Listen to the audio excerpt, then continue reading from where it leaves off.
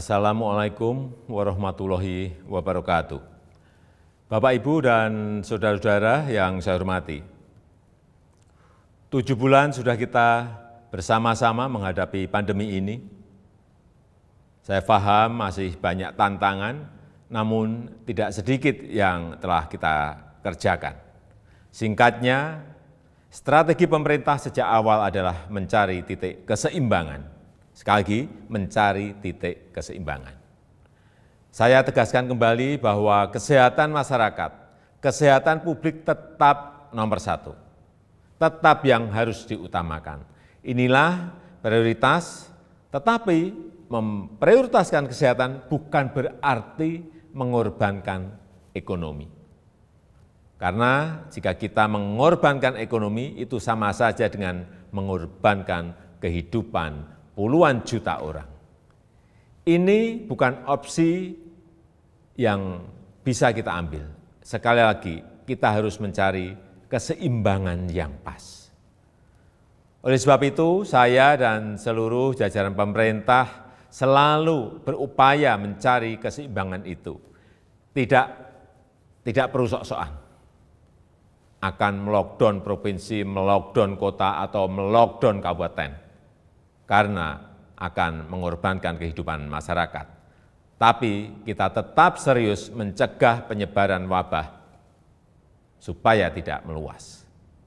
Hasilnya bagaimana? Ini yang terpenting. Mari kita menilai berdasarkan fakta dan data dan bukan berdasarkan kira-kira. Saya bisa mengatakan penanganan COVID-19 di Indonesia tidak buruk, bahkan cukup baik.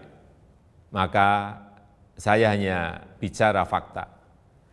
Dalam jumlah kasus dan jumlah kematian, Indonesia jauh lebih baik ketimbang negara-negara lain dengan jumlah penduduk yang besar.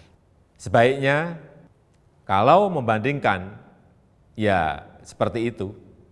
Kalau Indonesia dibandingkan dengan negara-negara kecil yang penduduknya sedikit, tentu perbandingan seperti itu tidak bisa menggambarkan keadaan yang sebenarnya. Dalam hal ekonomi, pencapaian kita juga tidak jelek-jelek amat. Ekonomi kita menurun, ya, betul, itu fakta. Tapi mana ada negara yang tidak menurun ekonominya? Bahkan ada banyak negara lain yang harus memikul beban ekonomi yang jauh lebih parah. Dibandingkan dengan beberapa negara Asia Tenggara lainnya, misalnya, kinerja ekonomi kita masih lebih baik. Sekali lagi, ini fakta. Ini harus kita ambil hikmahnya agar kita juga tetap optimis, dan tidak kehilangan harapan.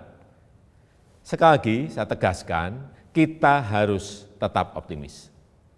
Bapak, Ibu, saudara-saudara sebangsa dan setanah air, banyak yang telah pemerintah lakukan, banyak sekali macam-macam programnya. Di tengah keterbatasan keuangan negara, saya mengambil risiko untuk mengatasi masalah ini. Angka-angkanya silahkan dilihat sendiri di tampilan yang ada di sini. Berapa ratus triliun yang kita kerahkan untuk mengatasi wabah maupun untuk membantu warga.